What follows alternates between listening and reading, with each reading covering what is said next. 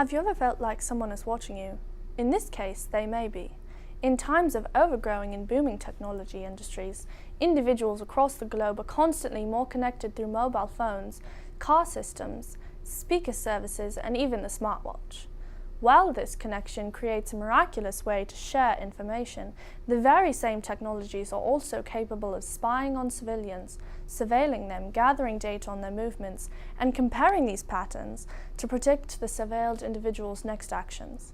With the possibility of peace on the horizon, the fear looms the government's use of technology will come to control and discriminate against minority groups. I'm Leslie Stahl, and this is 60 Minutes. The news is sweeping the country and leaving many citizens concerned. On May 15th, President Trump banned Huawei, the world's largest telecom supplier and second largest smartphone manufacturer. Samsung, an expert from Yale on United States relationships with China, came to our studio to speak with us about the history of this issue. Leslie, this issue is not new. In May of 2012, the United States government banned companies from using Huawei networking equipment. This big issue came to the forefront of our minds. Why is this United States government so concerned with Huawei and their equipment? The government is worried about how closely Huawei is associated with the Chinese government and how their devices could be used for spying. Huawei was formed in 1987 by Ren Zhongfei, a former member of the People's Liberation Army. The ties between Huawei's founder and the Chinese government is reason for concern. What could plausibly happen between the Huawei and the Chinese government?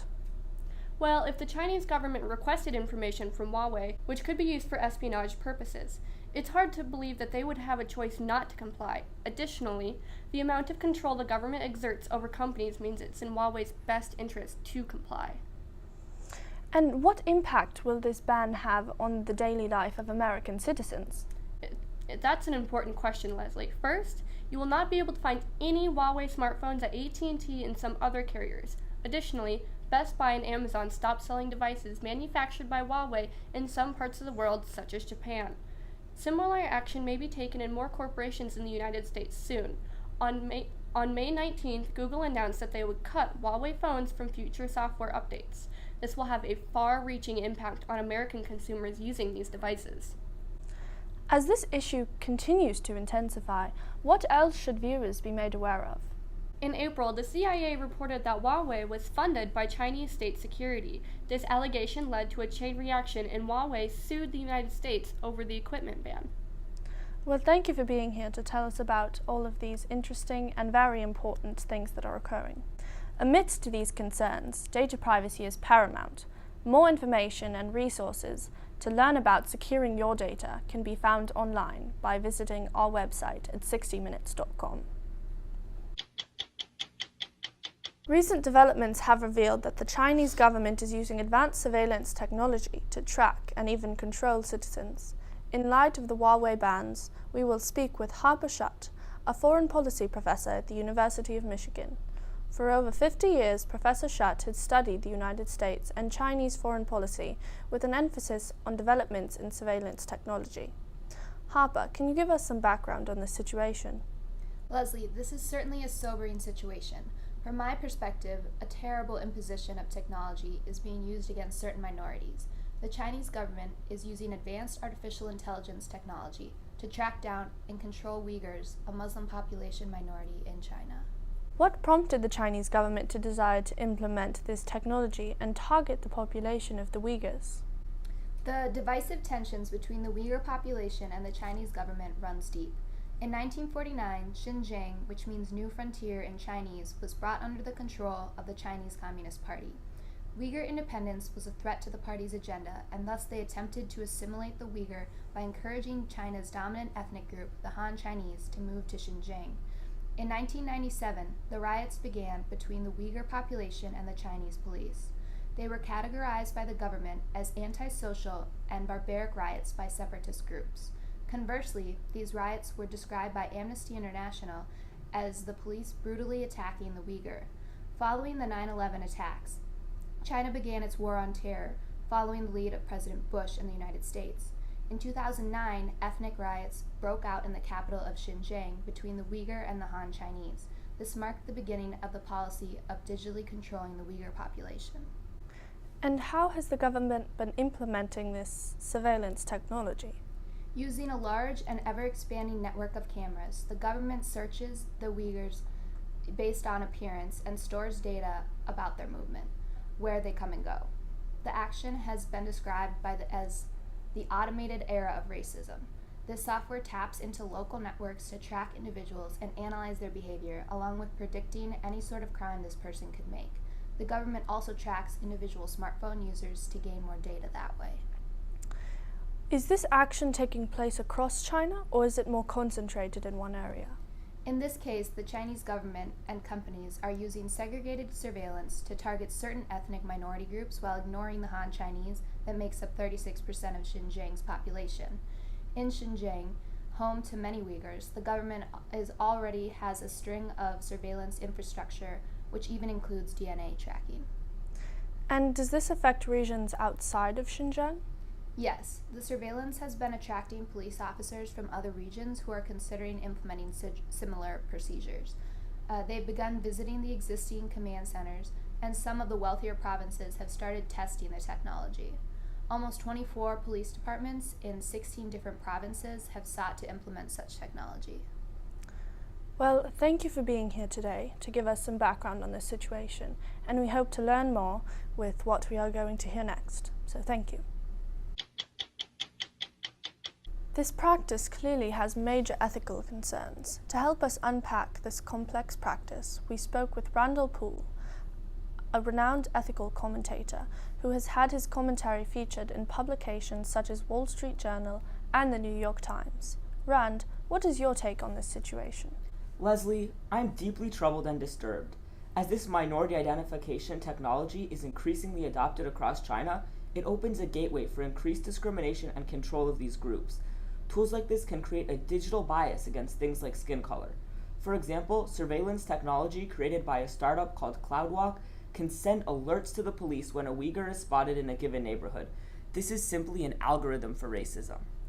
And how does this impact Uyghurs in their daily lives?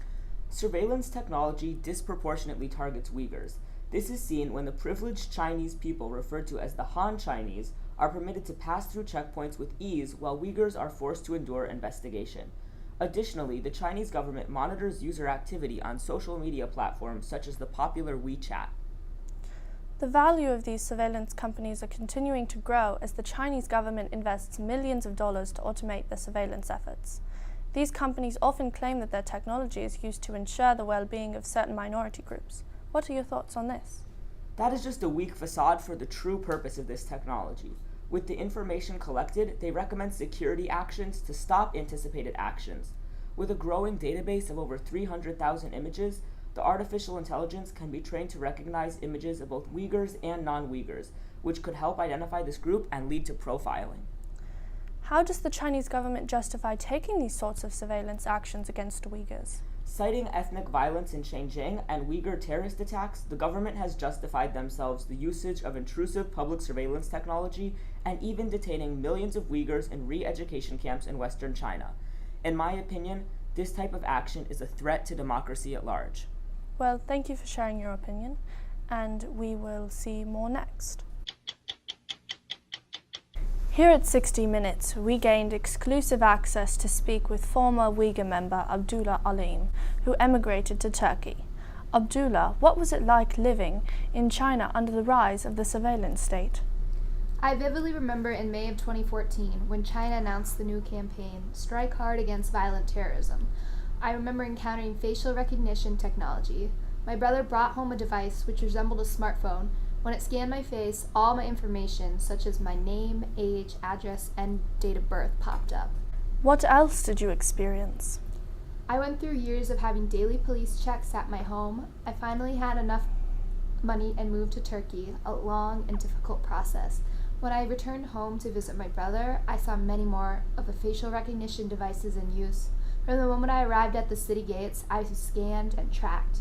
My friend told me that she was summoned to the police station to provide DNA and blood samples. What is the psychological impact of the ever-present surveillance and police checks? It's suffocating. Nowhere safe. Previously safe and sacred spaces such as mosques and hospitals are being targeted for tracking.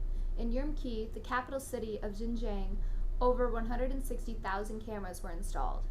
In 2016, security spending increased by 92%, an $8.6 billion increase. In China, overall, there are 173 million cameras, and the government already has plans to have 100% of the coverage of key public areas.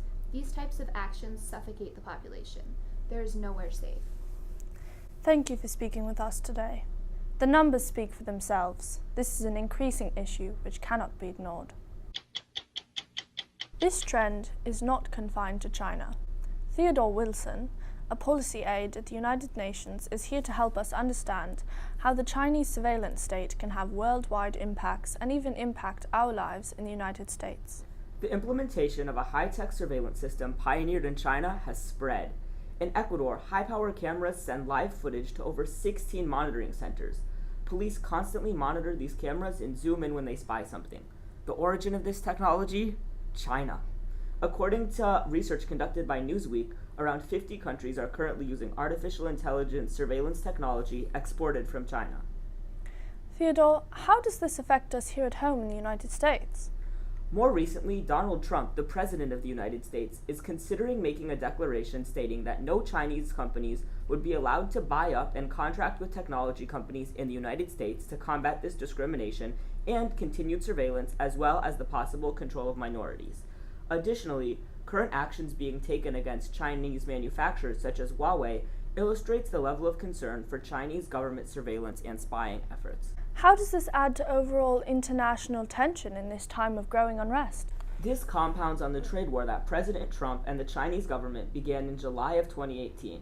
And while these bans on technology do not offensively attack the Chinese government, this lack of cooperation and understanding between multiple countries does not bode well for the future of cyber peace. Well, thank you for being here today to share this with us and help us see the foreign aspects of this very important issue. As we have seen from both experts on the subject, as well as affected individuals, this issue is a pressing menace to communities. The surveillance technologies used by the Chinese government are only increasing in their effect on the population. This pressing issue can no longer be ignored.